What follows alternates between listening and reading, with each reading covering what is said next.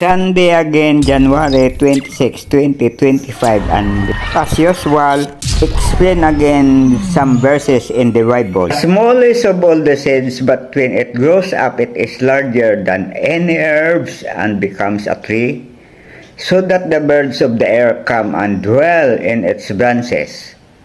Matthew chapter 13, verse 32.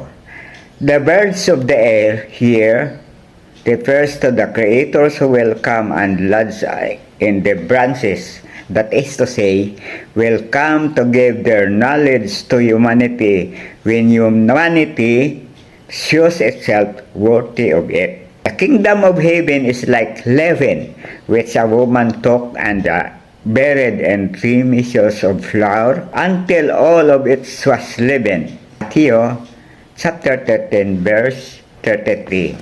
This is another allusion to the 3 words in which the creators are waiting for science to bloom. Tonight at 8 o'clock in my Facebook channel, I will discuss literally and practically the meaning of these messages I have read today. Thank you, and sana abangan nyo. Please subscribe to my YouTube channel, Stories of Uncle Paeng. Comment, like, and share. And thank you for watching. Have a nice day.